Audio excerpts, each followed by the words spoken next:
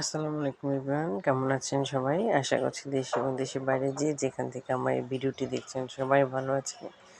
আজকে আমি রান্না করেছি করলার আলু দিয়ে ট্যাংরা মাছ। তো আমি একটি কড়াইতে পেঁয়াজ তেলে ভেজে নিচ্ছি, সাথে কাঁচামরিচটা দিয়ে দিয়েছি।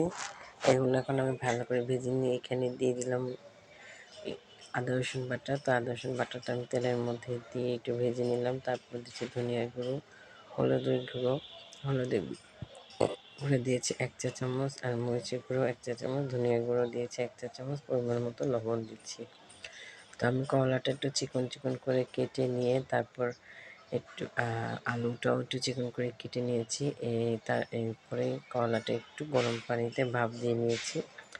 যেহেতু আমি তরকারি মাছ দিয়ে রান্না করবো তাই ভাপ দিয়ে নিলাম এই কারণে, যেহেতু কষাতে হবে আর যাতে তেতে ভাবটা না লাগে। আর আজকে আমি একটু তরকারিতে তেলটা বেশি দিয়েছি, বড় বড় আমার তরকারিতে তেল কম হয়। যা আমি যেহেতু করলা তরকারি রান্না করছি তাই ভাবলাম একটু তেলটা বেশি দিয়ে রান্না করি যাতে মজা হয়। এই যে আমি এরকম লম্বা লম্বা করে চিকন করে করলাটা কেটে নিয়েছি আর সাথে একটু ভাপ দিয়েও নিয়েছি। এখন আমি সবজিটাকে খুব ভালো মতো কষিয়ে নিব। ভালো মতো কষিয়ে নিয়ে তারপর আমি এখানে পরিমাণ মতো পানি দেব। পানিটা একটু কম দেব যেহেতু আমার করলাটা আর আলুটা একটু ভাপ দেওয়া আছে। তো আমি এখন এটা দিয়ে দিচ্ছি। আমি করলা দিয়ে এর আগে পুঁটি মাছ খেয়েছি, বাটা মাছ খেয়েছি। তো এই রেসিপিটা আমার হঠাৎ করে মনে পড়লো, কারণ আমার মার হাতে আমি অনেক দিন আগে, বেশ কয়েক বছর আগে করলা দিয়ে পুঁটি ট্যাংরা মাছ রান্না করে খেয়েছিলাম। তো সেটা মনে করেই আমি এই রান্নাটা আজকে রান্না করলাম। তো আমার রান্নাটা আমি মনে করি আমার কাছে অনেক ভালো লেগেছে, আশা করছি আপনাদের কাছেও ভালো লাগবে। তো আমি এখন মাছগুলো সব দিয়ে দিচ্ছি।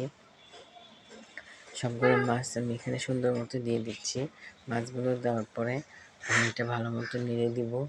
নেড়ে দিয়ে তারপরে এখন আমি একটু ভালো মতো ঝোলটা টেনে নিয়ে নামিয়ে ফেলবো। তো এই সময় আমার মোবাইলটা আমার ছেলে ধরেছিল, সে ভিডিও করবে বলে, তাই সে ধরেছিল, সে ভিডিও করে দিচ্ছে। যাই হোক, এই যে আমার রান্নাটা প্রায় হয়ে গেছে। আশা করছি আমার মতো আপনাদের কাছেও আমার এই ট্যাংরা মাছের রান্নাটা, করলা আলু দিয়ে রেসিপিটা আপনাদের কাছে ভালো লাগবে। তো ভালো লাগলে অবশ্যই কমেন্টস করে জানাবেন কার কাছে কেমন লাগলো।